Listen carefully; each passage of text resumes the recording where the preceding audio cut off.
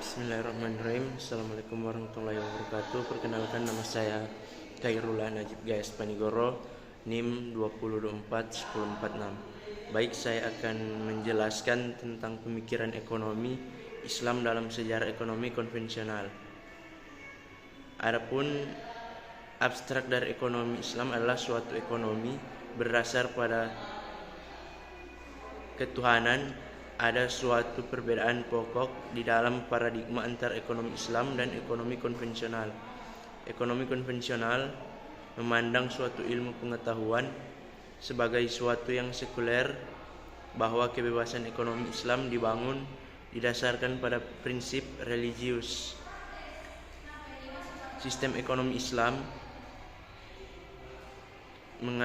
membedakan antara diskusi ekonomi dari sudut pandang produksi barang-barang dan jasa tercakup di ekonomi, dan diskusi ekonomi dari sudut pandang cara untuk mendapatkan, menggunakan, dan untuk mendistribusikan barang-barang dan jasa tercakup di diskusi sistem ekonomi. Sistem ekonomi mendistribusikan barang-barang dan jasa. Sistem ekonomi adalah sebuah sistem yang terpancar dari akidah Islam, sehingga ekonomi Islam akan bekerja sekuat tenaga untuk mewujudkan kehidupan yang baik dan sejahtera bagi manusia. Ekonomi Islam bertitik tolak dari Allah dan memiliki tujuan akhir pada Allah juga. Sebagai ekonomi yang bertuhan, maka ekonomi Islam meminjamkan Goya sebagai ekonomi yang sumber nilai-nilai normatif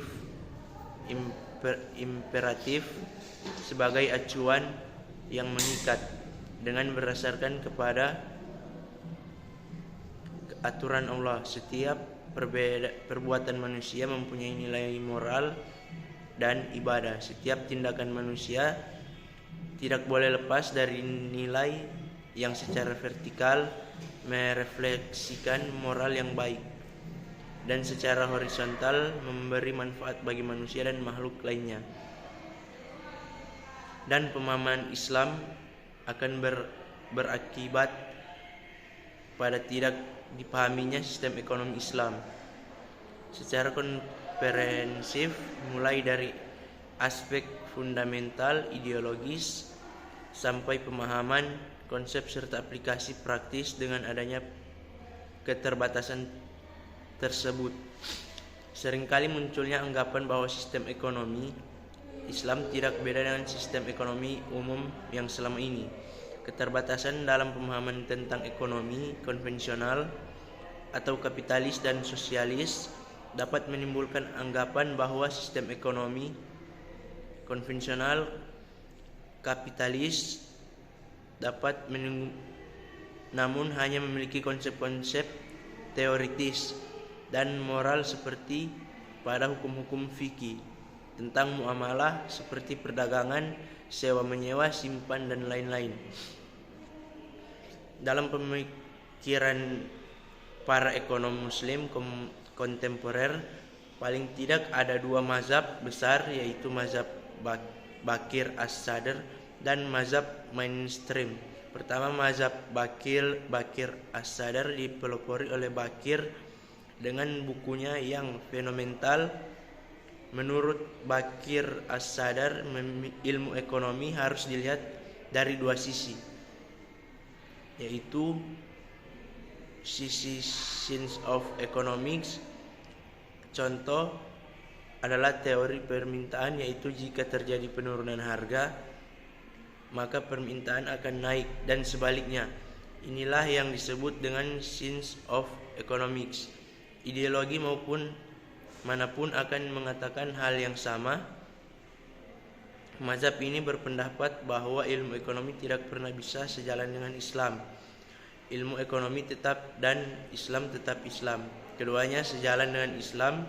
Ekonomi tetap ekonomi dan Islam tetap Islam.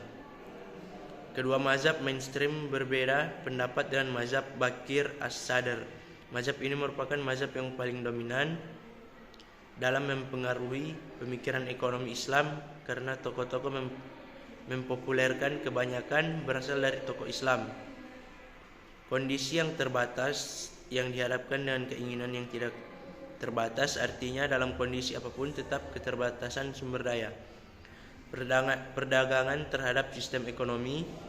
Istilah ilmu ekonomi secara umum dipahami sebagai suatu ilmu yang mengkaji bagaimana individu, kelompok, masyarakat menentukan pilihan dikarenakan manusia mempunyai keinginan dan kebutuhan yang sifatnya tidak terbatas dan harus dihadapkan pada sedikitnya kebutuhan yang ada.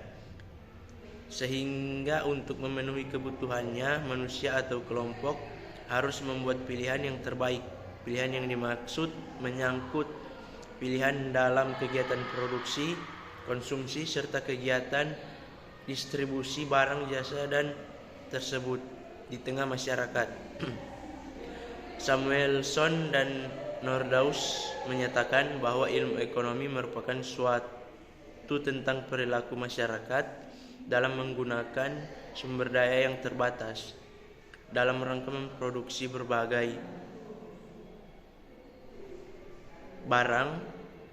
Ilmu membahas aktivitas yang berkaitan dengan alokasi sumber daya yang langka untuk kegiatan produksi barang dan jasa. Ekonomi juga membahas aktivitas yang berkaitan dengan cara-cara memperoleh kegiatan konsumsi, yakni kegiatan pemanfaatan barang dan jasa untuk memenuhi kebutuhan hidup.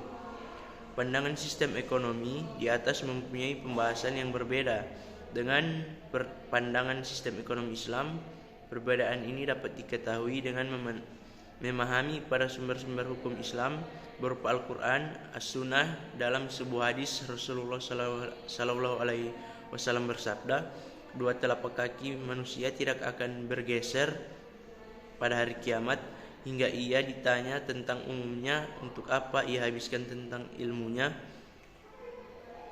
Hadis di atas menjelaskan bahwa setiap manusia akan diminta pertanggungjawaban terhadap 4 perkara, yaitu tentang umurnya, ilmunya, hartanya, dan tubuhnya. Setiap orang hanya ditanya dengan masing-masing satu pertanyaan, sedangkan berkaitan dengan harta maka setiap orang akan ditanya dengan 2 pertanyaan.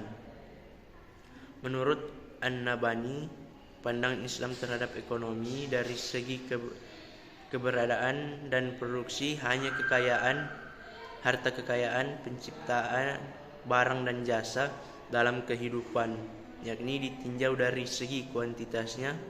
Berbeda dengan pandangan Islam terhadap masalah cara memperoleh, memanfaatkan, serta mendistribusikan harta kekayaan barang dan jasa. Perolehan harta dan pemanfaatan serta pendistribusiannya, maka Islam turut campur dengan cara yang jelas. Hal ini bisa dipahami dari hadis tentang pertanyaan Allah Subhanahu wa taala kepada manusia di hari kiamat kelak, bahwa mereka akan diminta pertanggungjawaban tentang hari kiamat kelak. Harta waris, pemberian zakat, infak, sedekah, wakaf, dan lainnya sebagainya. Berdasarkan penjelasan di atas dapat diketahui bahwa Islam telah memberikan pandangan tentang sistem ekonomi, sementara tentang ilmu ekonomi Islam menyerahkannya kepada manusia. Dengan kata lain, Islam berbeda dengan ekonomi kapitalis. Menurut Az-Zain, Islam membedakan antara pembahasan ekonomi dari segi pengadaan, termasuk upaya meningkatkan produktivitas barang dan jasa, dengan pembahasan ekonomi cara-cara mendistribusikan barang dan jasa. Pembahasan ekonomi dari segi pengadaan, termasuk upaya meningkatkan produktivitas. Ilmu ekonomi menurut pandangan Islam adalah ilmu yang membahas tentang upaya mengadakan dan meningkatkan produktivitas. Sistem ekonomi Islam mempunyai perbedaan yang mendasar dengan sistem ekonomi manapun, termasuk kapitalis maupun sosialis. Perbedaan itu tidak hanya mencangkup falsafah ekonominya, namun juga pada konsep pokoknya serta pada tataran praktisnya.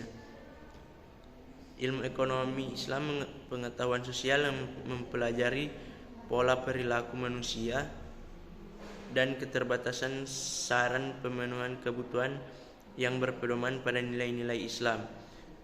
Terima kasih, itulah penyampaian dari materi saya. Wallahul muwaffiq ila aqwamit thoriq. Wassalamualaikum warahmatullahi wabarakatuh.